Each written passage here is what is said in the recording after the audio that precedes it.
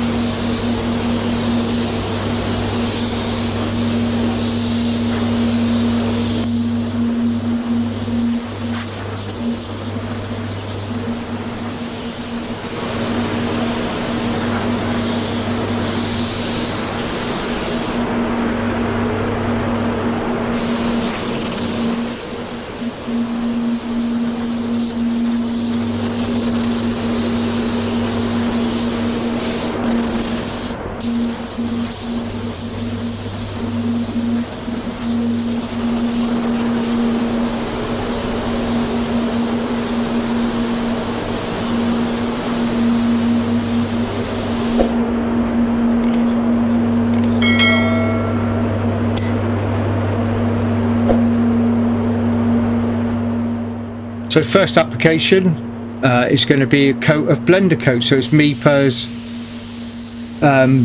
base coat blender, and you put it over the whole job. Colour like this you could probably maybe get away without using the blender, but I do like to put it on there on most colours, to be fair, even if they're fairly easy colours to blend. It just aids with the blending. It fills in any little micro scratches in your blend area, and it just makes the job nicer. I just find the jobs are always nicer when they've had a coat of blender over them. So yeah, you put it over the whole lot, over your primed areas, and obviously in your blending zone. You just put one light coat on it. It's ready for use, so I just keep it in a pot upside down so the filter stays wet, and I just put it straight on my base coat gun. So really quick and easy, you don't have to mix anything up, go straight on the gun. And yeah, if you've got some little scores maybe from prepping, especially from dry sanding, if you've got use the hand pads and stuff like that, sometimes they can leave a little bit of scratchiness in the primer, or you may catch the edge of it now and again. It will definitely help hide those, so you don't get any scratching showing in your base coated areas, and obviously in your blending zone where you've got light coats where you're fading out is an area that will pick up light scratches. Even the grades that you use for blending, 1000 grit or whatever, 800 grit, it will fill in all of those, so it doesn't, your little light coats in your blending in your blending zone it doesn't show up, it doesn't highlight your blends. So yeah, it's a good product for that.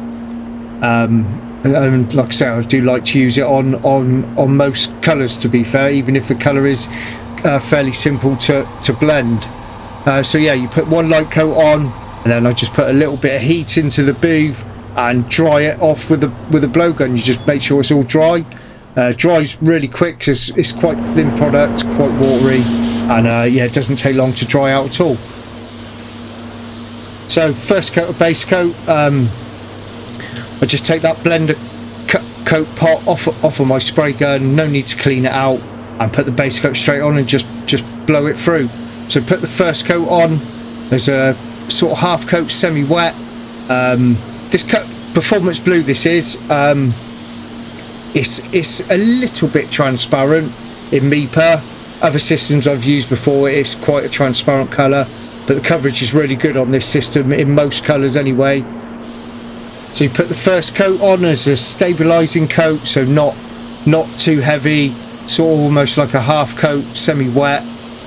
Yeah, you need to, that's quite critical, that first coat in this system. Like I say, it's like a stabilising coat. It gives you a good foundation then for your second application, because if you put it on too wet, it can pick up on edges, it can sort of silicon up a little bit. It doesn't like going on wet on the first coat. So do a little bit of a blend in the first coat, dry that out. Again, doesn't take very long because it's not a very wet coat. And then you can do two ways. You can do two individual medium coats, or I just double up the second coat. I give it one good coat over the panel, and then come back down on myself and double up that coat. And pretty much most colours are covered with that double coat application. Then I take my blend out a little bit further, fair bit of room to blend on that door, get all my blending done all at the same time, all the application, all the blending done, get all my edges done, and then move on to the next panel. And that's how I apply it. So it is per data sheet, but if you don't dry this water base out thoroughly, you can run into issues.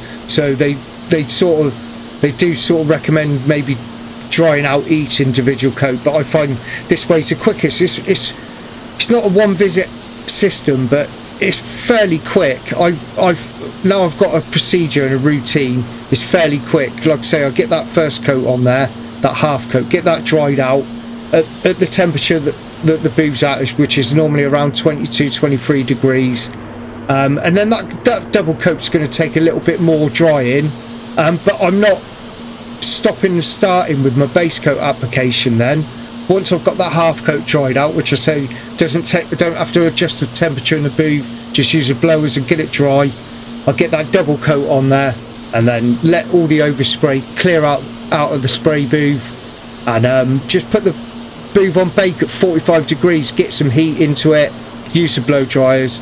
And a job of this size, not even 10 minutes, and I've dried it out. A bit more time it takes. You use a bit more time up removing the heat, getting the heat in and removing the heat. That's takes a little bit of time as well as the actual drying itself. But once I've done this double coat, done all my blending, I know my base coat's done then, and it's not very long at all. I'm not repeatedly going round the car again and again applying coat after coat. I'm sort of trying, it's sort of an efficient way of doing it, just getting all the coverage done in that double coat, getting all your blending done as well. My guns X5500 1.2i, it's quite a thinnish product. It's 20% thinnest, this water base. So the 1.2i is ideal for this, because you're not hammering it on in thick layers like some of the one visit stuff. So it doesn't take too long to dry it out. You just need a good bit of heat in there, like I say, 45 degrees on bake, and get it all dried out. So once it's all dried out and the booth's cooled, so the application's done at 2 bar. I keep everything full fan, full fluid. You drop down to 1 bar now for the drop coat, the effect coat, and drop coat over big areas on full trigger, and then it's a combination of feathering the trigger in different areas, just like you would with solvent base coat, drop coating it. But 1 bar, you increase your distance, almost double your distance, and let them droplets drop on there. It does look a little bit funky when the drop coat's wet, but once it's dried out, it's there's no cloudiness, no patchiness, and it's silky smooth. So yeah, get a good decent drop coat over it, keep your overlaps quite tight on the drop coat, and I sort of go over again a little bit, and then, like I say, get into your blending zone and drop into where you've done all your blending as well, and that again aids with the transition of your blend as well. And yeah, take it a little bit further on the drop coat.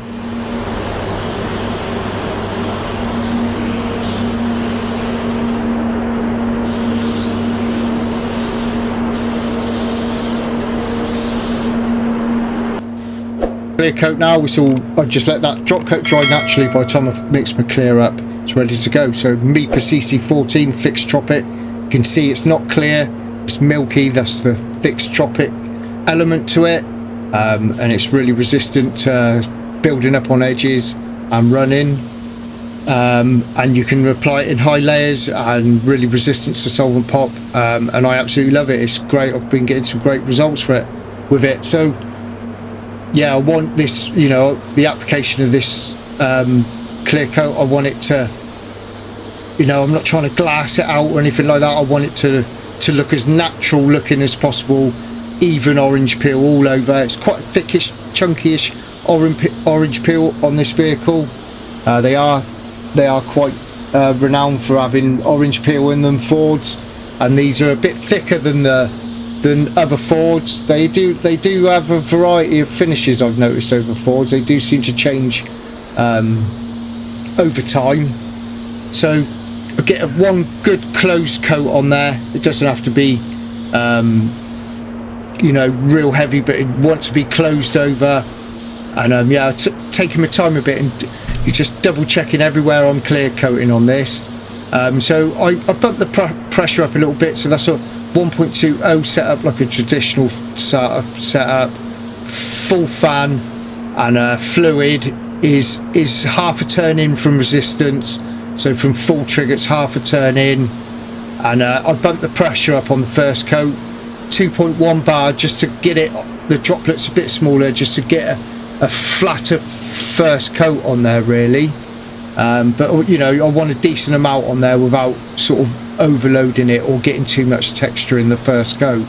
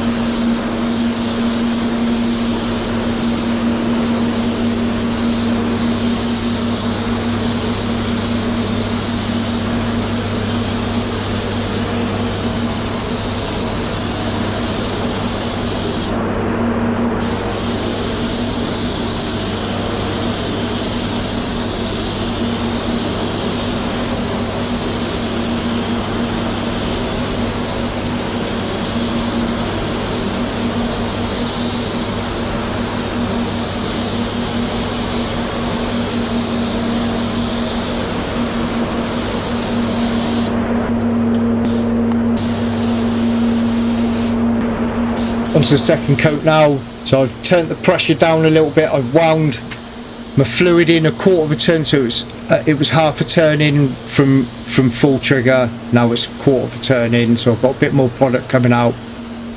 Bump the pressure down slightly to 2 bar, between 1.9 and 2 bar, and so I can just get a bit of a thicker layer on there for this second coat. And just taking my time, trying to get it on there nice and even.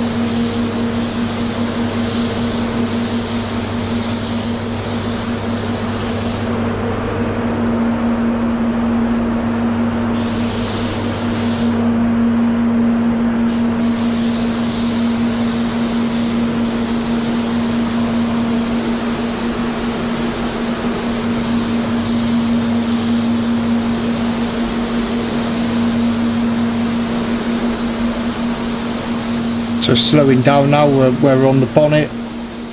Obviously want to get more of a film build over the bonnet to get a flatter finish on the bonnet, like you would on any flat surface on a car, whether it's a roof, top of a boot or a bonnet. Yeah, just taking my time, sort of checking how the finish looks. I know there's a little bit of afterflow with this clear coat, but before I move on and get to the other side, I want that finish to look just right. I don't want it to look completely flattened out like glass, and obviously I don't want it to look too textured neither. So yeah, I take a little bit of time just to have a look at what I'm doing, have a look at how the finish is looking at what I've sprayed so far. And I do, I struggle to reach into middles of bonnet, so I end up angling my wrist a little bit, so I'm not getting the full evenness of the fan, where I'm always conscious about any part of me touching the painted panel in front of me, like the wing. So yeah, I do struggle with my size, getting into the middle of bonnets and stuff on front ends. So yeah, like I say, I'm doing a bit. I'm checking how the finish is looking. If I've got to put a little bit more on there, instead of just trying to get it all off of my wrist in one go, I'm conscious of getting that finish looking just right, getting it to look like factory. So like I say, I wanted to make sure this job looked right. Car was in pristine condition. We'd done all the other bits of paint work on it, all the bumper trims. You got all new trims, under trays for it, all new screws, so you had no rusty screws. We also give the whole car 3-stage machine polish all over, and yeah, we spent a good amount of time making this car look as nice as we could. With a lot of old Fords RSs and stuff like that, the value of them goes up. People want them to look real nice examples. That's what we wanted to do with this vehicle. The guy spent a lot of money on this car, and like I say, he bought loads of new stuff for it, and we wanted the paintwork to do it justice.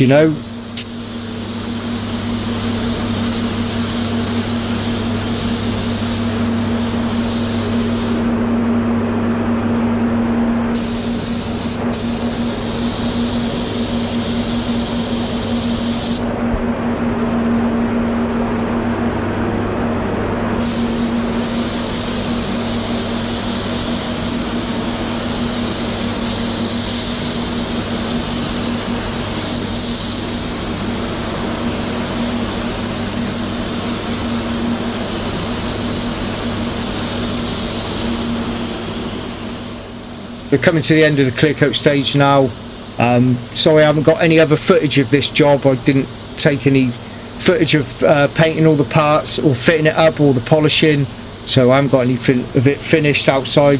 It was all hands on deck. We had quite a lot of work on at the time. So yeah, this is the end of the video. Hope you enjoyed it. Thanks for watching, really appreciate it. If you liked it, can you please like, share and subscribe and all that good stuff, and we'll see you again in the next one. Look after yourselves.